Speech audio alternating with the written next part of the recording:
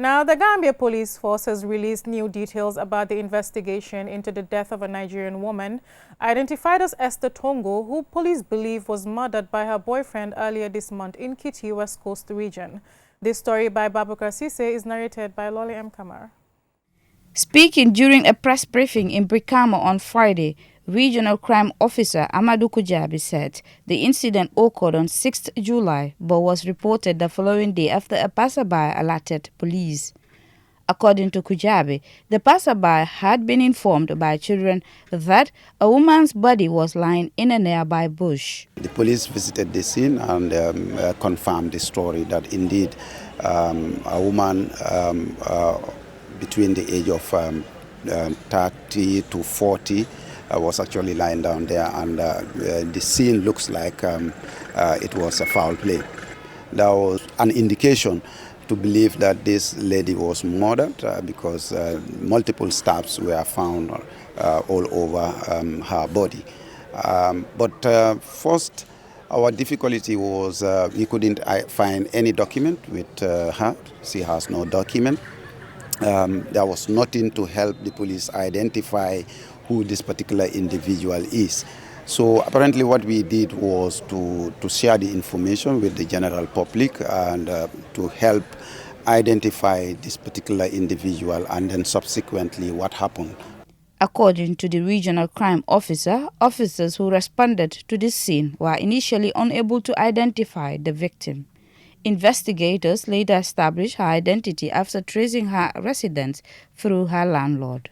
When we searched the room and then discovered her passport, in the passport it was established that her real name was Esther Tongo and a Nigerian. Because initially we had difficulties, we couldn't contact any embassy because we were contemplating she could have been a Gambian, she could have been any nationality. The police said the suspect was subsequently arrested. The suspect turns out to be somebody that is very close to the lady, and what we are able to establish is that she's the girlfriend, is the boyfriend of the lady. So it is from there that our investigation started, because the person had placed series of calls to the suspect, and they had lengthy conversations. All the communications were lengthy conversations. So we thought this is a person of interest because from the printout, what we noticed was immediately after the last conversation that they had that lasted about 60-something seconds. Apart from that, there was no other communication done on that phone. Investigators said the suspect later allegedly confessed to the killing, although he did not provide a clear motive. Police believe the crime may have been financially motivated, alleging that the victim had recently received an Osusu payout and transferred approximately $35,000 to her mother in Nigeria. He confessed to the police that he took $1,700 that was found in the lady's bag, and he also took the lady's a mobile phone. In the mobile phone, there was money on the Wave account of the lady.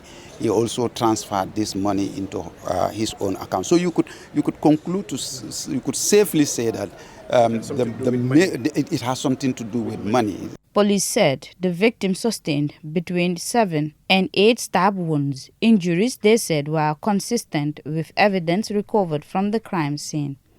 Investigators also alleged that after transferring money from the victim's mobile wallet, the suspect buried her mobile phone at his residence.